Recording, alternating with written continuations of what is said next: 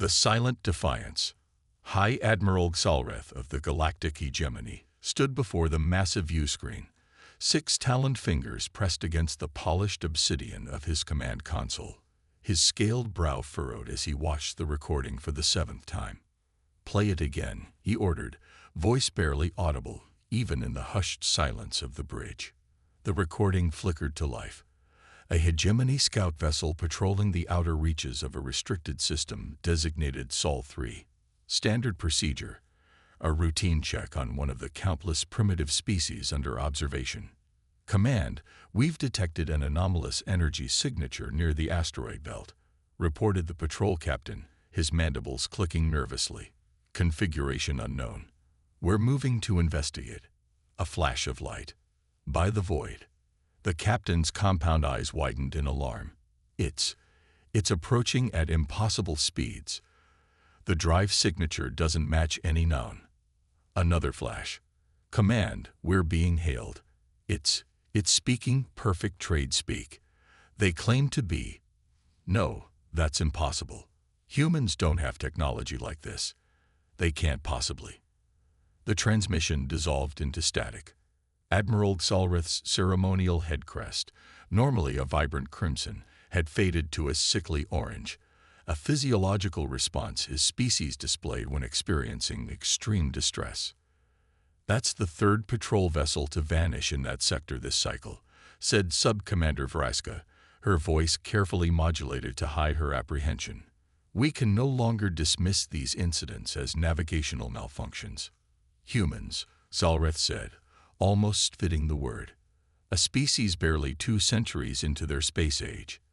Their most advanced vessels still use primitive ion propulsion. They haven't even colonized their neighboring planets." "That's what our intelligence suggested," Vraska replied carefully. "Suggested? The hegemony has maintained observation posts in their system for over 3 centuries. We've cataloged every technological advancement, every research initiative, every military development. There is no possible way they could have leaped from rudimentary space travel to whatever this is." Xalreth gestured sharply at the frozen image on the view screen, the last frame before the transmission cut. Just visible at the edge was a silhouette, sleek and predatory, unlike any ship design the hegemony had encountered in its 10,000 years of galactic dominance. "Assemble the High Council," Xalreth commanded. "This is no longer a border security matter. This requires immediate action." Dr. Maya Chen stood in the heart of Project Prometheus, 6 kilometers beneath the Pacific Ocean floor. The facility hummed with energy, both electrical and human. 5,000 of Earth's brightest minds worked here in shifts, hidden from the prying sensors of the aliens who had watched humanity for generations, believing their technology far beyond human detection capabilities. Harambe had been. "Final systems check complete," announced Dr. Chen's assistant, Dr. Kaido Nakamura. "The Defiance is ready for its 3rd deployment." The Defiance, humanity's first true starship, though that simple term hardly did justice to what they had created. Powered by principles extracted from the alien artifact discovered 15 years ago in the Mariana Trench, a data core of incomprehensible complexity that they had only begun to understand. "Admiral Wells is boarding now," Kaido said, checking his tablet. "Strike Team Alpha is already aboard." Maya nodded, moving to the observation deck overlooking the massive underground hangar. Below, the Defiance hovered in its docking cradle, a vessel unlike anything humanity had ever built before. 200 meters long, its hull composed of materials that seemed to shift between solid matter and pure energy, absorbing light rather than reflecting it. No visible propulsion systems, no weapon ports, nothing that would identify it as a vessel of war to unfamiliar eyes. Yet it was exactly that, humanity's silent defiance against a galaxy that had deemed them unworthy of respect. "Dr. Chen." Admiral Wells' voice came through her earpiece. "The hegemony is mobilizing. Their observation post on Mars has gone dark. Standard protocol before a major fleet deployment." "They're finally taking us seriously," Maya replied. "Too little, too late," Wells said, and Maya could hear the grim satisfaction in his voice. The Defiance will intercept their command vessel before it reaches Earth orbit. We'll give them one chance to open diplomatic channels as equals. And if they refuse, then we show them what the Prometheus Protocol can really do. Maya closed her eyes briefly. The Prometheus Protocol, named after the Titan who stole fire from the gods and gave it to humanity. In this case, the fire was knowledge extracted from the alien artifact, knowledge that had allowed them to rewrite the basic principles of physics as humanity understood them. Knowledge that had transformed a species on the brink of extinction into one capable of challenging the masters of the galaxy. High Counselor Zexverax, eldest of the hegemony leadership, leaned forward on his gravity throne, 6 eyes blinking in sequence, a sign of extreme skepticism. You suggest that humans have somehow developed technology that surpasses our own. A species whose broadcasts still show them arguing over primitive resource distribution and territorial disputes. The evidence is undeniable, Admiral Xalreth insisted. 3 patrol vessels, completely destroyed or disabled. And you're certain it was the humans, not some unknown species entering the system. The vessel communicated in perfect trade speak, using encryption protocols that could only have been obtained from our own systems. They identified themselves as representatives of Earth.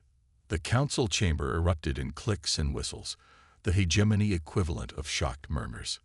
Impossible, declared Counselor Threnmach, Defense Minister of the Hegemony. Our observation protocols are absolute. No primitive species has ever detected them, let alone breached our security systems. And yet, said another counselor, here we are, discussing the loss of 3 advanced scout vessels near a primitive world that should pose no threat whatsoever. High Counselor Zexverax raised a limb for silence. If, and I stress if, the humans have somehow acquired advanced technology, there is only one explanation. Outside interference, one of our rivals must be using them as proxies to test our defenses. I've considered that possibility, Xalreth said, but our intelligence network has detected no unusual activity from any known spacefaring civilization in that sector. Then what do you propose, Admiral? A decisive response. I've already mobilized the 7th Fleet. 20 battlecruisers, 40 support vessels, over 100,000 personnel. We will surround their world, demand an explanation and the surrender of whatever technology they've acquired or developed. And if they refuse, he left the sentence unfinished. Zexverax considered for a moment, then nodded slowly. Proceed, Admiral. The humans must be reminded of their place in the galactic order. If they have somehow stumbled upon advanced technology, it must be contained before they hurt themselves or others. Captain Sofia Garcia stood on the bridge of the Defiance, feeling the subtle vibration of the vessel's systems through the soles of her boots. Unlike traditional military vessels with their rigid command structures and formal protocols, the Defiance operated more like a living organism, responsive, intuitive, almost sentient. Hegemony Fleet has entered the system, reported Lieutenant Commander Jackson at the sensor station. 23 capital ships, multiple support vessels. They're forming a blockade pattern around Earth's orbital paths. Right on schedule, Sophia said. Prometheus Protocol active. Yes, Captain. We're completely invisible to their sensors. Sophia allowed herself a grim smile. The Prometheus Protocol wasn't mere stealth technology.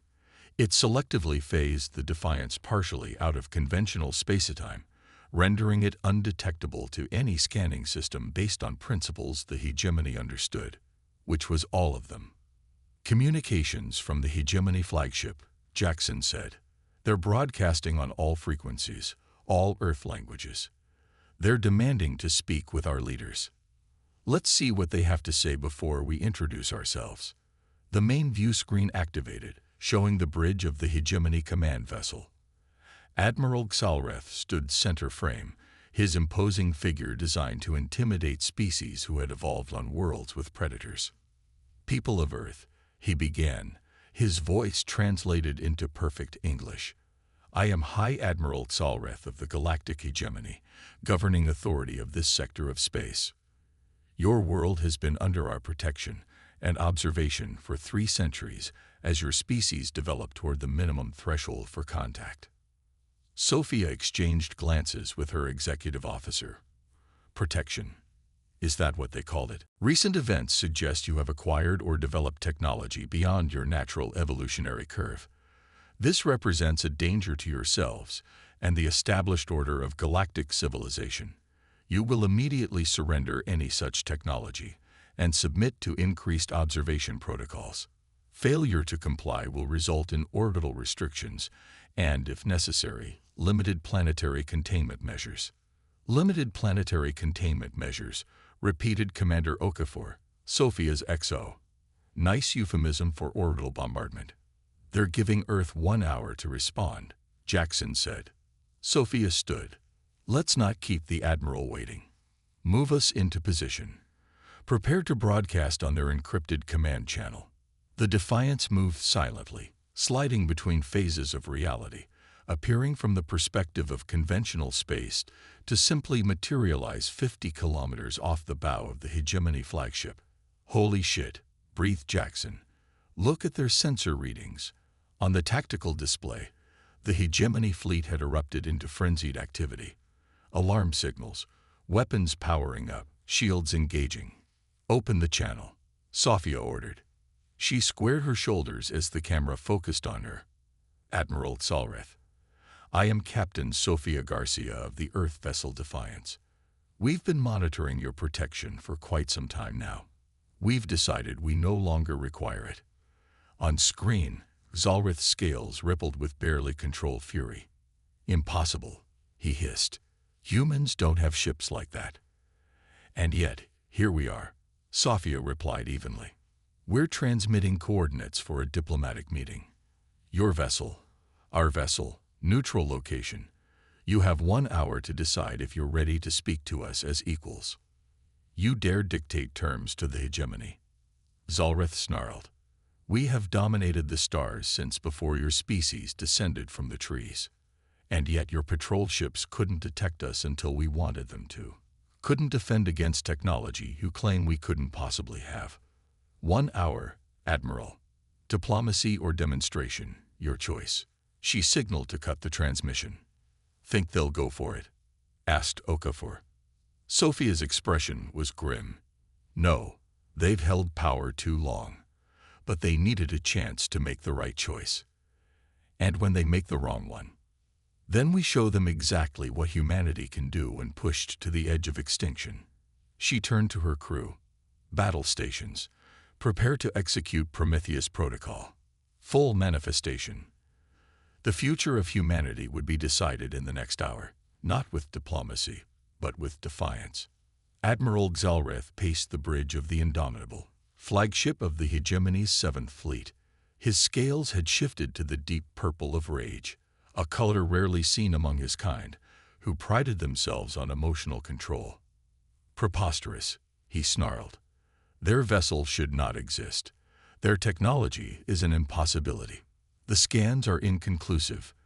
Admiral, reported his science officer, a slender Volucrian whose species specialized in theoretical physics. The human ship appears to exist in a state of quantum uncertainty. It's simultaneously here and elsewhere. Speak plainly. It's as if they found a way to partially phase their vessel in and out of our reality. Our weapons may not be able to maintain a target lock. Xalreth slammed a clawed hand onto the console. Every species in the galaxy adheres to the same fundamental laws of physics. These humans cannot simply ignore millennia of established science. Nevertheless, Admiral, that ship is demonstrating capabilities we've only theorized about. The energy readings suggest. I don't care what they suggest. No primitive species transitions from combustion engines to reality manipulation in 3 centuries. It's impossible without outside interference. Xalreth turned to his tactical officer. Status of the fleet. All vessels in position, Admiral. Weapons charge. Targeting solutions calculated for both the human vessel and key strategic locations on their planet. And their response to our ultimatum. Nothing beyond the communication from their ship captain. Their planetary governments appear to be continuing normal operations. Zalrith narrowed his primary eyes. Either the humans were monumentally overconfident, or they're stalling, he realized suddenly. Scan the entire system. Now. As his crew scrambled to comply, the tactical display lit up with new alerts, energy signatures appearing where none had been detected before. 1, then 3, then a dozen more. "Admiral," said his second-in-command, voice strained, "we're detecting multiple vessels with the same configuration as the first." They were there all along. On the main view screen, the void of space seemed to ripple as ships materialized around the hegemony fleet, sleek, predatory vessels that defied conventional design philosophy. No visible engines, no weapon ports, just smooth, shifting surfaces that seemed to absorb both light and sensor scans. "Impossible," whispered Zalrith, but with less conviction than before. "Admiral," called the communications officer, "we're being hailed by the human vessel." On screen, Captain Garcia's face appeared once more. "Your hour isn't up yet, Admiral, but I thought you should be aware that your fleet is currently surrounded. Each of our vessels carries weapon systems that can disable your ships without destroying them. We would prefer not to use them." "This is an outrage," Zalrith thundered. "The hegemony will not be intimidated by technological tricks and illusions." "These aren't tricks, Admiral. Your time observing us led you to believe humans are fractious, divided, and technologically primitive. 2 of those assumptions were correct. Until 15 years ago, when we found something buried in our deepest ocean trench, something ancient, something your hegemony either never discovered or deliberately concealed from species like mine." Zalrith felt his secondary heart begin to race. "What are you talking about?" "We call it the Promethean Core, a data repository left by a civilization that predates even your hegemony. It contains scientific principles that rendered our previous understanding of physics obsolete, but more importantly, it contained historical records, the true history of galactic civilization. 15 years earlier, Dr. Maya Chen had stood in a pressurized observation chamber 6 miles beneath the Pacific Ocean's surface, staring at what looked like a perfect black sphere, 2 meters in diameter, retrieved from the bottom of the Challenger Deep. No visible markings, she noted into her recorder. No radiation, no electromagnetic emissions. Material composition unknown. It absorbs all scanning attempts. That was the beginning. What followed was humanity's greatest scientific endeavor, a collaborative effort spanning nations, disciplines, and ideologies. The sphere, they discovered, was a repository of knowledge left by a civilization that called themselves the Precursors, who had seeded the galaxy with life billions of years before the rise of the hegemony. The Promethean Core, as they named it, contained more than just scientific knowledge. It held a warning. The hegemony was not what it claimed to be. They hadn't discovered and developed their technology through natural advancement. They had stolen it from ruins left by the Precursors, then systematically suppressed any species that might discover the truth or challenge their dominance. Earth had been quarantined not for protection, but for control. "You're lying," Zalrith said, but doubt had crept into his voice. "These wild claims are fully documented in the Promethean Core," Captain Garcia finished for him, "including instructions on how to access the hegemony's own sealed historical archives. Your civilization didn't evolve naturally to dominance. Admiral, you were uplifted by the Precursors, meant to be caretakers for younger species. Somewhere along the way, that mandate was corrupted." Zalrith's scales had paled to ash gray. "These accusations aren't meant for you alone," Garcia interrupted. "While we've been talking, we've broadcast the contents of the Promethean Core to every species in the hegemony. The technical data, the historical records, all of it." Alarms blared across the Indomitable's bridge. "Admiral," cried the communications officer, "we're receiving reports of uprising across hegemony space.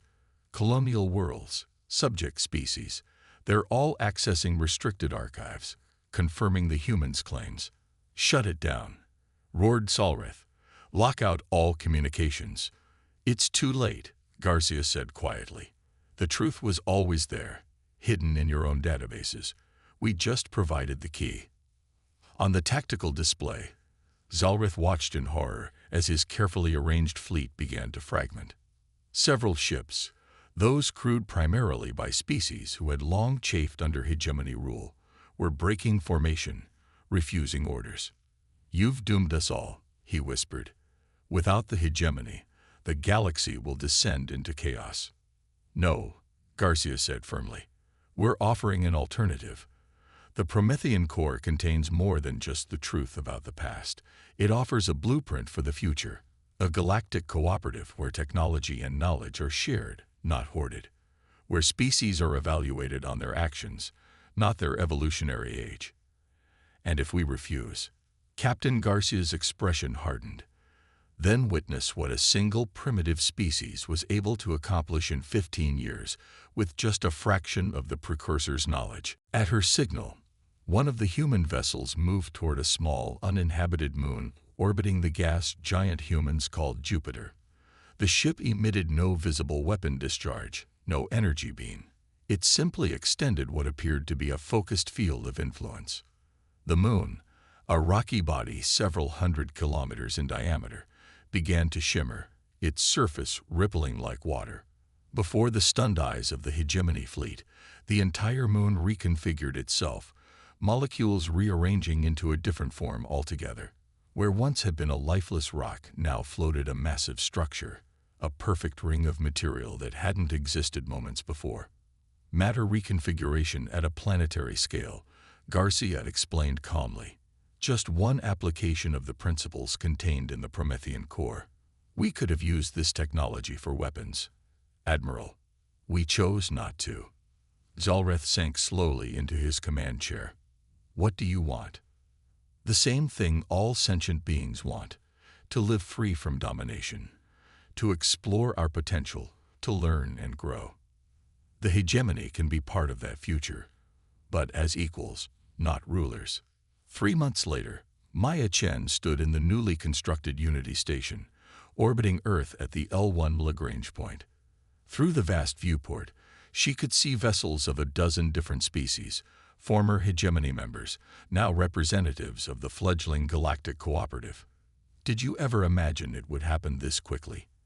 asked Admiral Wells, joining her at the window. Maya shook her head. The hegemony's control was always more fragile than they realized. Once the truth was available, once species saw what was possible when knowledge is shared rather than hoarded. "Some would say we took a terrible risk," Wells remarked. "Destabilizing a galactic government that had maintained order for 10,000 years. Order built on lies and suppression isn't order at all. It's just delayed chaos." Maya turned from the viewport to face the chamber behind them, where representatives from 27 species, including a delegation led by a subdued but present Admiral Zalrith, had gathered to sign the cooperative charter. "Besides," she added with a small smile, "we're only getting started. The Promethean core contains star charts pointing to other repositories scattered throughout the galaxy. There's still so much to learn. And to teach." Wells nodded toward Zalrith and his delegation. "The Admiral's species is struggling the most with the transition. 10,000 years of believing themselves superior isn't easily overcome." "They'll adapt," Maya said confidently. "They engineered themselves to be adaptable, after all. And now they have something they've lacked for millennia." "What's that?" "A challenge worthy of their potential. Creating something is always harder than controlling something. They're about to rediscover what their ancestors knew. That true greatness comes from lifting others up, not holding them down." Outside the viewport, Earth rotated serenely, no longer a quarantined backwater, but the unlikely catalyst for galactic transformation.